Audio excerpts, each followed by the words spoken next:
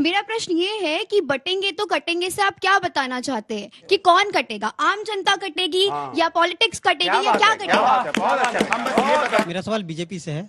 जहाँ तक कि कह रहे हैं कि बटेंगे तो कटेंगे, और इन्होंने बांग्लादेश का भी मुद्दा उठाया था। मुझे याद है कि जब मणिपुर का घटना हो रहा था तो मोदी जी थे अमेरिका में, शायद कंफर्म नहीं है, बट जब वो आए थे तो एमपी के चुनाव में गए थे और मेरा बूथ मजबूत कर रहे थे, जबकि हरियाणा मणिपुर स्वयं बहुत धधक रहा था, ज्वलंत मुद्दा था देश में। ठीक, आखिरी सवाल।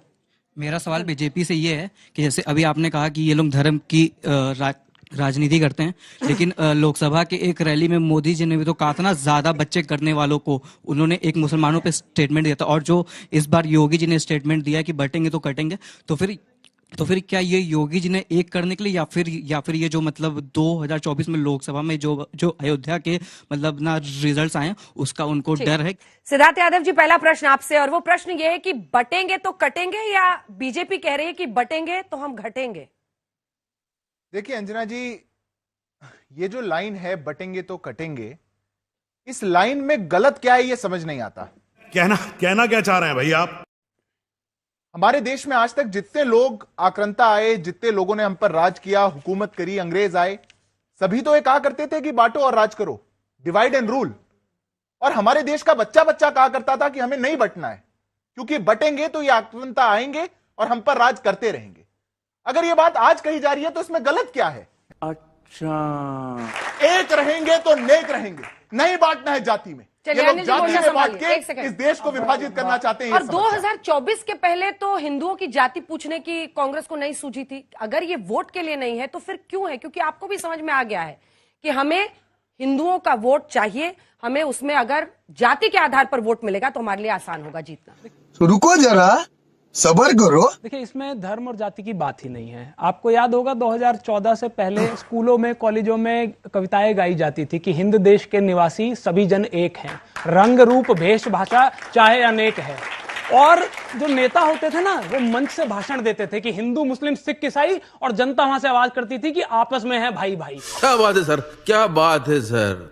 जब से 2014 के बाद से, जब से ये लोग आए हैं, तब से नारे कैसे होते हैं? एक कहता है कि गोली मारो सालों को। मैं माफी चाहता हूं, मेरी माताएं बहनें बैठी हैं, बेशर्मो शर्म करो शर्म। लेकिन केंद्रीय मंत्री ने ऐसे शब्द कहे।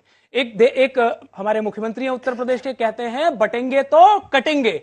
ये स्तर हो गया भारतीय जनता पार्टी का, ये राजनीति का स्तर हो गया है। मैं तो पूछना चाहता हूं कि आप अपनी राजनीति के लिए, अपने चुनावी फायदों के लिए इस देश को जलाने से भी नहीं चूक रहे हैं।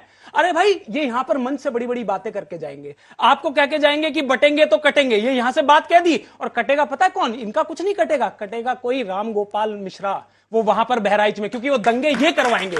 इसकी माँ का आपने, अब क्योंकि आज तक के चैनल ने ही दिखाया, यूपी तक ने दिखाया कि कैसे जो दंगाई थे, उन्होंने कहा कि पुलिस ने हमें कहा था 2 घंटे का समय है, 2 घंटे से ज्यादा अगर समय मिल जाता तो पूरा का पूरा जिला जला देते।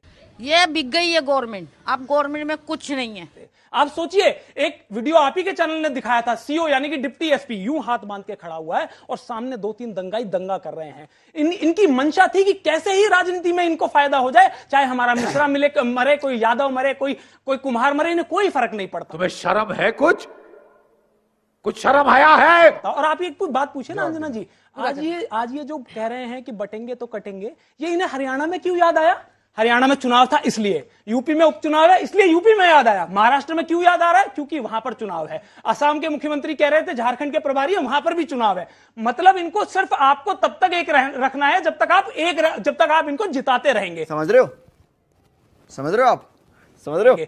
जहां पर इनका जीतना हो गया, उसके बाद इन्हें कोई परवाह नहीं है। और ये बार बार कह रहे थे कि राम का ऐसा कर दिया, वैसे कर दिया। एक इनकी पार्टी में व्यक्ति है नरेश अग्रवाल, संसद में बैठ के उन्होंने पता क्या कहा था? रम में उनको राम दिखाई देते हैं, जिनमें उनको मां जानकी दिखाई देती हैं, और ठर्रे में हनुमान दिखाई देते हैं उनकी पार्टी में। अब बताइए, ये राम का हमें बताएंगे अस्तित्व? ऐसे लोगों को आप अपनी पार्टी में रखते हैं, उनके बेटे को मंत्री बना रखा है, ऐसे इतने बड़े दोगले हैं इनकी पार्टी के सांसद। बस 10 सेकंड कास्ट सेंसस पे कास्ट सेंसस पे आ रहा हूं मैं। समस्या क्या है अंजना जी, क्या समस्या है? अगर हम पिछड़े और दलितों की बात कर रहे हैं, हम ये थोड़ी कह रहे हैं हिंदुओं की ही जाति क्यों? देखिए, एक बात बताइए मुझे, ये आज इनको ऐसे क्यों सूझा? हम तो कह रहे हैं ना कि जातीय जनगणना करा लीजिए, छोड़िए ना सब बातें, कौन क्या है सब पता चल जाएगा।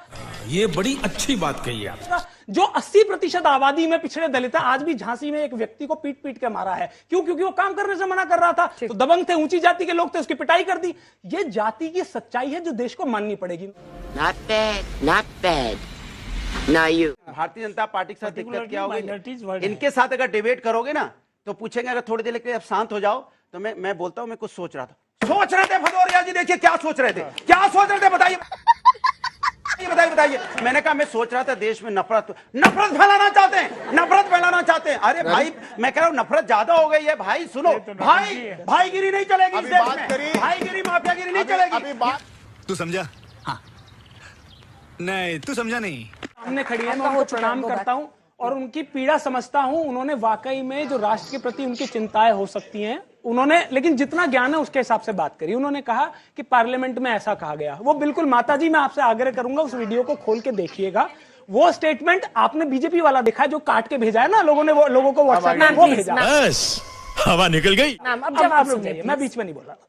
आपने कहा ना राष्ट्र बिल्कुल सही बात है। राष्ट्र जो है एक एक इस देश के कण कण से मिलके बनता है राष्ट्र, एक एक व्यक्ति से मिलके बनता है राष्ट्र। अकेला हिंदू राष्ट्र नहीं है, मुसलमान भी राष्ट्र है, बुद्ध भी राष्ट्र है, जैनी भी राष्ट्र है, हमारी जो नदियां हैं वो भी राष्ट्र है, पहाड़ है वो भी राष्ट्र है। एक एक जो कण इस भारत का है वो राष्ट्र है, और उस राष्ट्र में यदि आप एक भी हिस्से को हिलाएंगे ना तो हमें तकलीफ होगी। क्या सोच है रे तेरी, मानना पड़ेगा। और मैं आपको बताऊं कि मोदी जी ने क्यों राष्ट्र किया। राष्ट्र करके आप जैसे राष्ट्रवादी लोगों को मूर्ख बना के अपने बच्चों को किसी को बीसीसीआई में भेज दिया, किसी को 100 करोड़ का माल कमवा दिया, किसी को सांसद बना दिया, किसी को मुख्यमंत्री बना दिया बच्चों को। और हमारे बच्चे क्या कर रहे हैं? राम गोपाल मिश्रा को वहां कटने के लिए भेज दिया, वहां पर पुलिस को कह दिया कि 2 घंटे कोई कार्रवाई नहीं करना। तो बच्चा कटा वो हमारे आपके जैसे लोगों का। तुम चुल्लू भर पानी में जाके डूब के मर जाओ। और राष्ट्र के नाम पे मलाई किसने खा ली? इन जैसे लोगों ने, भाजपा के लोगों ने। ये तो बिल्कुल सच बात है कि भाई संसाधन का महत्व होता है चुनाव में। 8,000 करोड़ रुपए इलेक्ट्रल बॉन्ड से आया है इनके पास, तो भाई निश्चित तौर पर हम मेहनत कर रहे हैं। हम तो मुद्दा हमारे बस की नहीं है कि हम हिंदू मुसलमान करें या भाई से भाई को काटें। हम आज भी बेरोजगारी पर, महंगाई पर और इन मुद्दों पे चुनाव लड़ेंगे। जनता चाहे हमें जिताए या हराए, हमारे मुद्दे यही होंगे। ये हुई ना बात कि मैं तो इतनी बात कह रहा हूँ कि ये नारा आया ही क्यों कि भाई बटेंगे तो कटेंगे। इसकी जगह ऐसा आ जाता कि पढ़ेंगे तो बढ़ेंगे, ये आ जाता तो कितना अच्छा लगता भाई। जल्दी से इस देश की आजादी में 10 सेकंड बचे।